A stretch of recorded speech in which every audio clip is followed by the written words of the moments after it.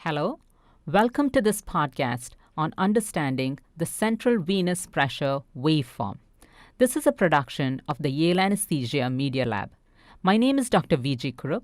I am an associate professor in anesthesiology at Yale, and the animations are made by Erica Zador. I'm sure many of you, like me, have placed central venous pressure lines and have spent many hours staring at the monitor with those squiggly lines. As a resident, it took me some time to finally understand the meaning of those squiggles. Although I had learned about them in medical school, the clinical correlation was difficult.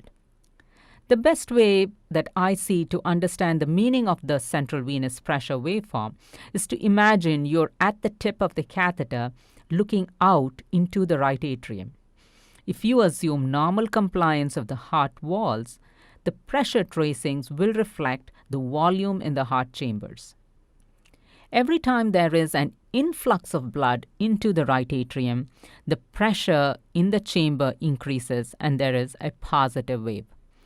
Every time there is a flow of blood away from the atrium, there is a decrease in pressure in the right atrium and there is a negative wave.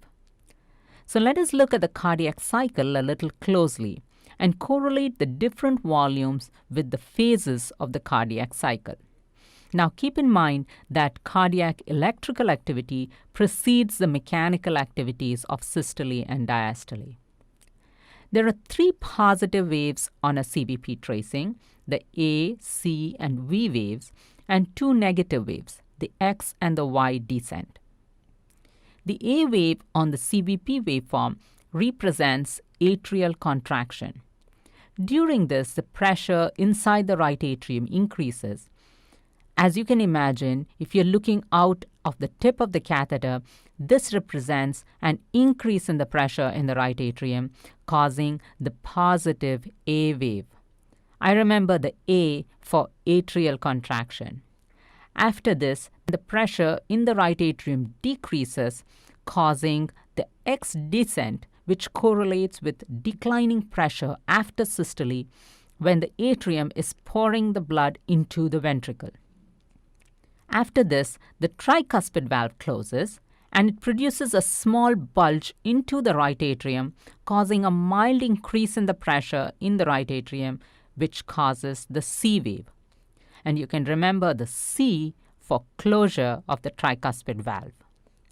Next is the period of atrial filling, which, as you can imagine, again increases the pressure in the right atrium, causing a V wave. Now, after atrial filling, the tricuspid valve opens. Most of the blood in the right atrium passively empties into the right ventricle, again causing the atrial pressure to fall, and on the CVP waveform, this decline appears as the Y descent. The A and the V waves are almost at the same height, indicating that atrial systole and atrial diastole produce about the same amount of pressure. Consequently, right atrial pressure is recorded as mean values because they're almost the same. And the normal mean pressure of the right atrium ranges from 2 to 6 millimeters of mercury or 3 to 8 centimeters of water. You will see sometimes pressures reported in centimeters of water or millimeters of mercury, and here is how you would convert them. Now, how do you correlate the CVP waveforms to the waveforms on the EKG tracing?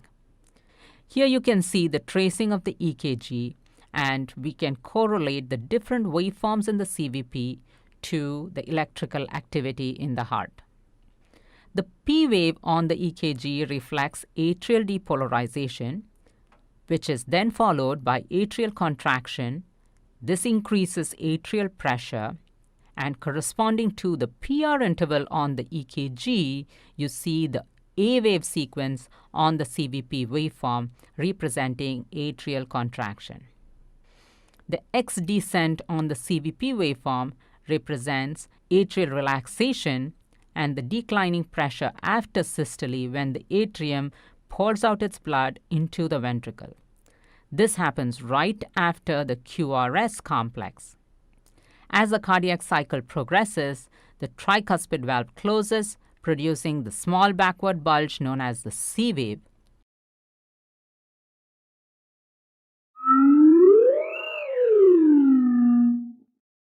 The atrium, filling with venous blood during diastole, produces another rise in pressure and a V wave, which corresponds to the T wave of the EKG.